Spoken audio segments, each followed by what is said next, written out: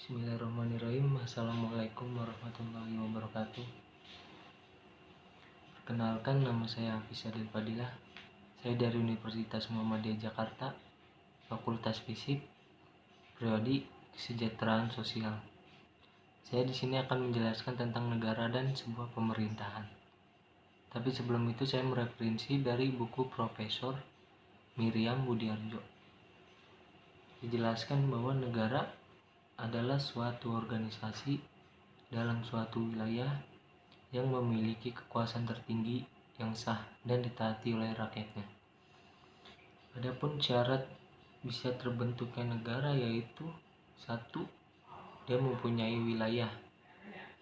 Yang kedua, dia mempunyai rakyat atau penduduk. Yang ketiga, dia mempunyai suatu perintah dalam negara tersebut. Dan yang keempat, dia diakui oleh negara lainnya.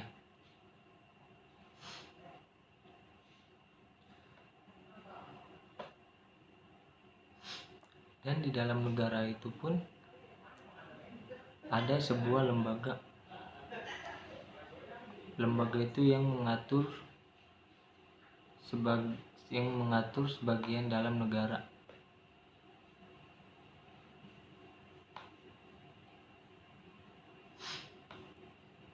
Dan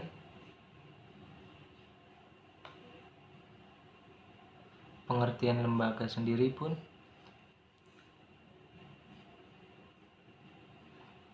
ada 2 lembaga, yaitu lembaga masyarakat dan lembaga yang dibuat oleh undang-undang. Dan lembaga masyarakat yang berkumpul menjadi satu kesatuan karena adanya satu kesamaan visi dan misi.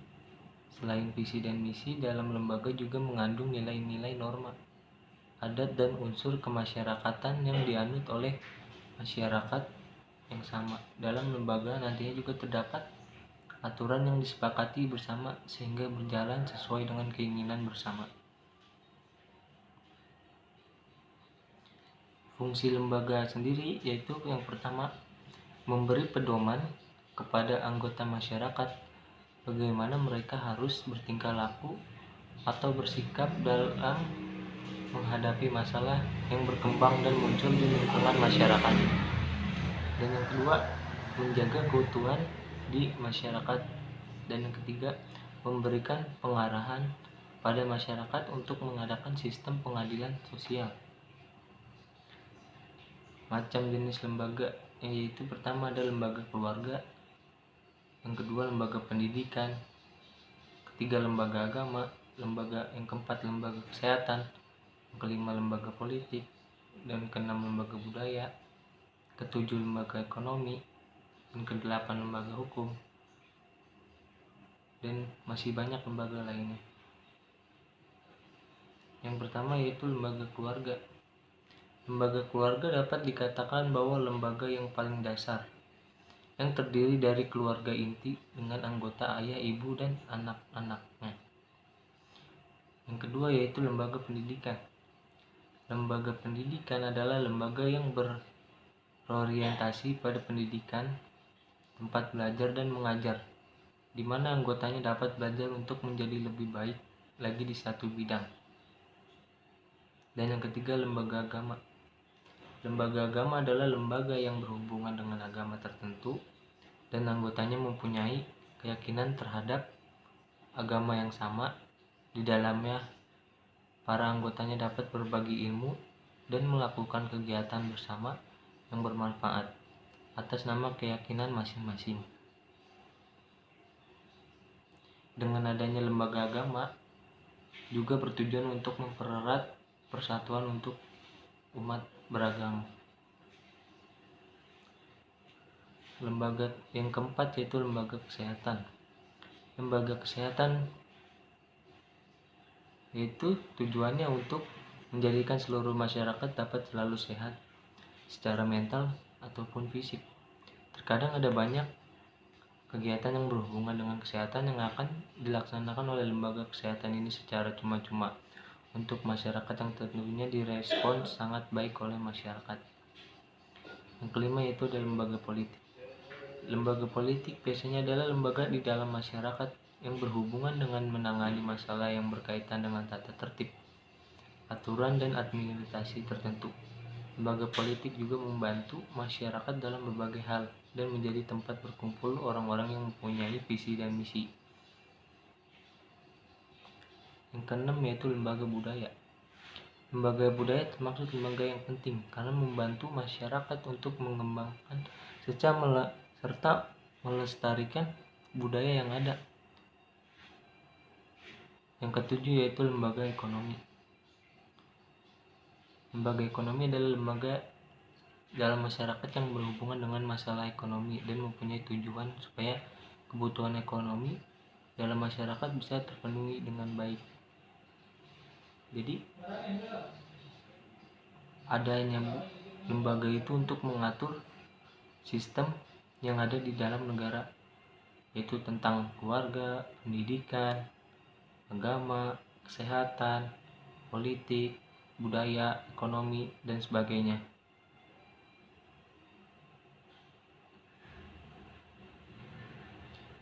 Dan adapun lembaga yang dibuat oleh Undang-Undang Dasar,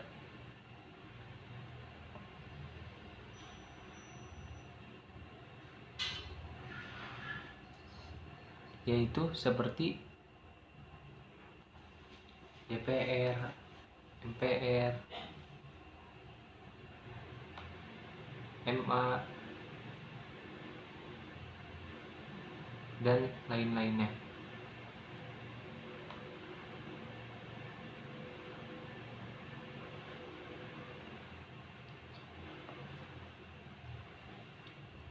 Dan DPR adalah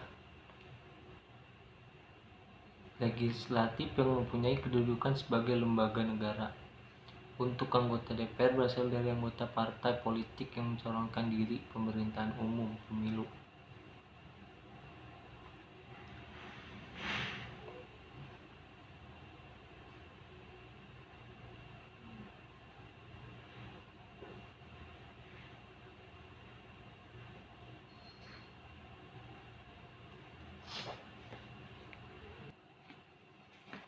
Dan adanya lembaga yang dibuat UUD itu pun untuk mengatur sistem negara atau mengatur suatu sistem negara, yaitu tentang presiden sendiri, tentang ekonomi, tentang keamanan, dan lain-lainnya.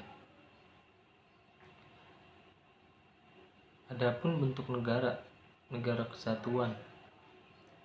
Dalam negara kesatuan, kedaulatan negara bersifat tunggal dan di dalamnya tidak terdapat negara bagian. Negara kesatuan menempatkan pemerintahan pusat sebagai otoritas tertinggi, sementara wilayah-wilayah administratif di bawahnya hanya menjalankan kekuasaan yang dipilih oleh pemerintah pusat untuk didelegasikan. Contoh negara yang memiliki bentuk kesatuan seperti Spanyol, Brunei Darussalam, dan Indonesia. Jadi hanya ada satu pemimpin. Dan negara serikat atau federal. Kedaulatan di negara serikat atau federal berasal dari negara bagian di mana sebagian kedaulatan tersebut diserahkan kepada negara federal, sehingga pada hakikatnya kedaulatan berada pada negara bagian. Contoh negara yang berbentuk serikat seperti Amerika Serikat, India, dan Jerman.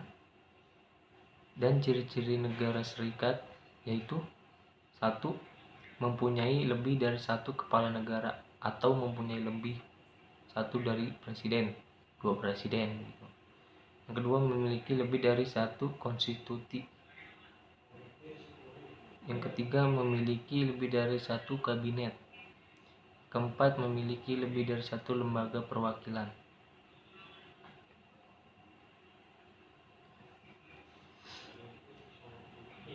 Dan adapun pengertian pemerintah yaitu organisasi yang memiliki kekuatan besar di negeri ini. Maksud urusan publik, teritorial, dan urusan kekuasaan dalam rangka mencapai tujuan negara. Dan adapun menurut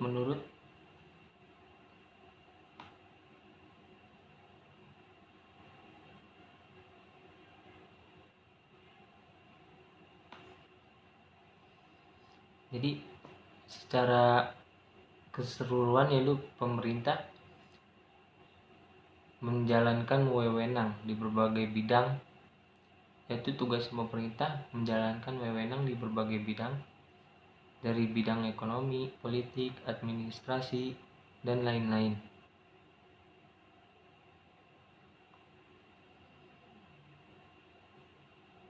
Tujuan pemerintah yaitu untuk menjaga keteraturan dan keamanan umum, sehingga setiap anggota masyarakat dapat merasakan kebahagiaan.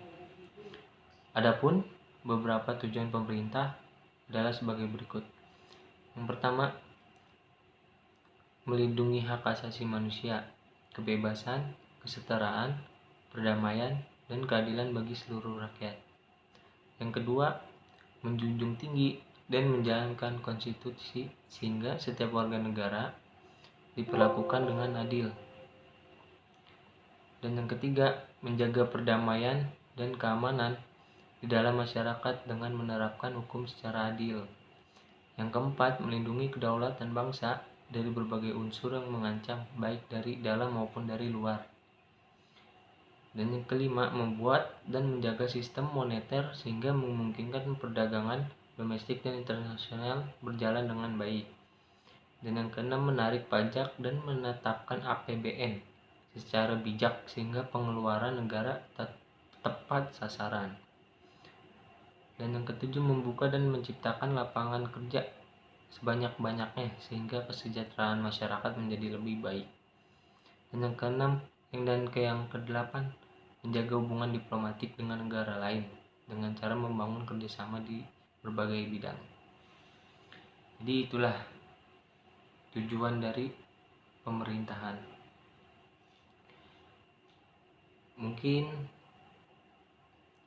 pemerintahan dapat disimpulkan yaitu sebagai suatu lembaga